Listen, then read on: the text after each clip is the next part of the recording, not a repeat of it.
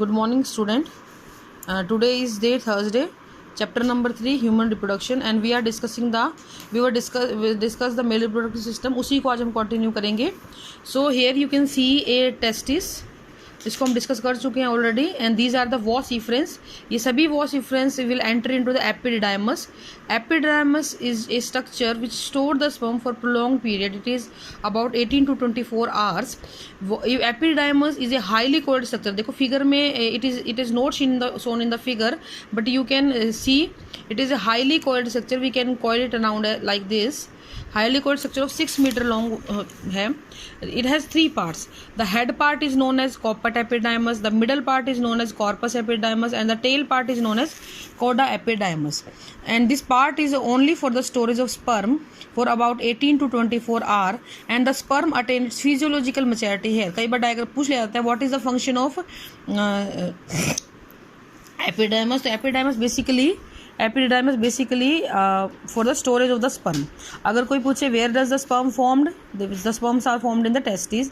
Where does the sperm store? They are stored in the epididymis. Okay, now next is the detailed structure of the male reproductive system. Here you can see 2 testicles. अब एक चीज़ देखने वाली बात है बेटा यहाँ पे, these are lie very apart, but they are not very apart. सिर्फ समझाने के लिए we have shown them very apart ताकि फिगर आपको समझ में आ जाए. You can see the scrotum, you can see the testis, and over the testis there is epididymis. It is highly coiled structure. There is gubernaculum, and the part from where the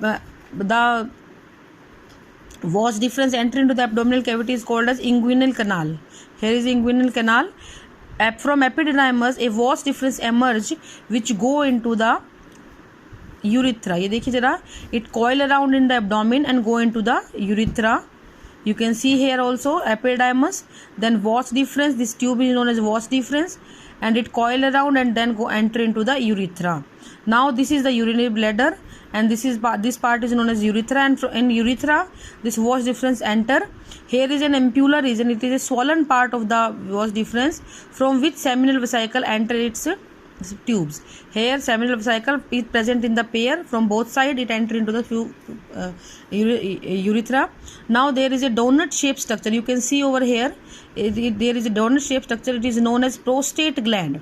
It is single in number. इसके pair नहीं होते हैं, एक ही होती है ये. Now next come this tract. This is known as urinogenital tract. Why we call it as urinogenital tract? हम already discuss कर चुके हैं इस बात को. As this tract helps in passing of urine as well as the semen containing the sperm. Now prostate gland के just नीचे you can easily see 2 dotted structure. These are known as Cowper's gland. These are the gland which secrete lubricant to lubricate the passage of the penis. Okay, now there is only one labeling over there, ejaculatory duct.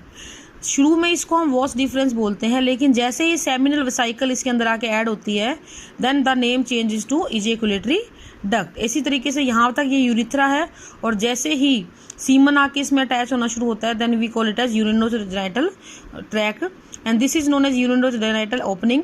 These are the muscular organ which is known as external genitalia which form the penis, and the penis have a swollen structure which is known as glans penis.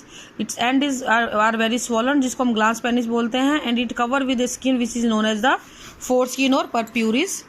ठीक है, Cowper इनके secretions के बारे में हम बात करेंगे. These are the ducts.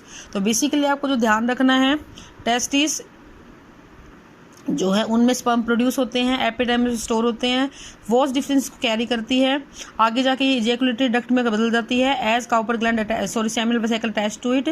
Now ये प्रोस्टेट ग्लैंड है, यहाँ से सेमिनल वेसिकल का सिक्रीशन आएगा, यहाँ से स्पर्म आएंगे, इधर से प्रोस्टेट ग्लैंड का सिक्रीशन आएगा, काउपर्स ग्लैंड का सिक्रीशन आएगा, और जब ये सारा कुछ नीचे जाएगा तो कन्वर्ट हो जाएगा बेटा सीमन के अंदर. ठीक है, नेक्स्ट में हम बात करेंगे ग्लैंड्स के बारे में कि इन ग्लैंड्स का क्या क्या फंक्शन है। 3 glands and their secretion. Seminal vesicle paired gland होती है, 5 सेंटीमीटर के लगभग होती है। सेक्युलर और मस्कुलर ग्लैंड होती है, वॉस डिफरेंस में खुलती है और ये क्या सिक्रीट करती है बेटा, प्रोस्टाग्लैंडिन हार्मोन सिक्रीट करती है। इसके 2 मेन फंक्शन होते हैं, पहला ये स्पर्म को एक्टिवेट करती है, दूसरा ये यूट्राइन वॉल और जेनाइटल ट्रैक जो होता है फीमेल का उसको कॉन्ट्रैक्शन कोज करती है ताकि स्पर्म जो है वो अपसाइड जर्नी कर सके। नाउ प्रोस्टेट ग्लैंड ये चेस्टनट लाइक ग्लैंड होती है, एक होती है, सिंगल नंबर होती है। It pour its secretion in urethra.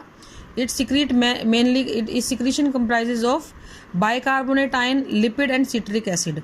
Bicarbonate ion and citric acid help in the proper balancing of the pH, whereas lipid is for the nourishment. pH का यहाँ पे क्या रोल है बेसिकली बेटा, it give the alkaline pH to the semen as the nature of the vagina is acidic in nature. pH of the vagina is acidic और अगर semen alkaline होगा तो they will get neutralize the medium. अगर directly sperm को acidic medium में डाल दिया जाएगा तो क्या होगा बेटा, स्पर्म कैन डैमेज। उस डैमेज को प्रिवेंट करने के लिए सीमन की जो पीएच है वो अराउंड 7.4 या अल्कलाइन पीएच रखी जाती है या बेसिक पीएच उसकी बनाई जाती है। Now there is one note, semen also have the fructose, it is use as an evidence in the forensic test of rape. ये ध्यान रखने वाली बात है, अगर कभी भी कोई रेप केस होता है उस केस के अंदर फ्रक्टोज की प्रेजेंस अगर फीमेल जेनाइटल ट्रैक्ट में मिलती है तो इसका मतलब रेप हुआ है, बिकॉज फीमेल के अंदर ये एब्सेंट होता है। Next comes the Cowper's gland, ये पेयर्ड स्मॉल ग्लैंड्स होती हैं, ये म्यूकस को सिक्रीट करती हैं जो लुब्रिकेशन में हेल्प करता है। तो बेसिकली अगर हम सीमन की बात करें तो सीमन 2 चीज़ों से मिलकर बनता है, स्पर्म जो वॉस डिफरेंस लेके आती है प्लस सिक्रीशन ऑफ ग्लैंड। इनमें स्पर्म 10% होते हैं और 90% आपके सिक्रीशन ऑफ ग्लैंड होती हैं। ये मेनली जो है 90% सिक्रीशन भी मेनली किससे बनता है, सेमिनल वेसिकल से और प्रोस्टेट ग्लैंड से। Semen get deposit in vagina of female, और इस सीमन को फीमेल की वजाइना में डिपॉजिट कर दिया जाता है जिसको हम इंसेमिनेशन बोलते हैं। This is all for today, thank you.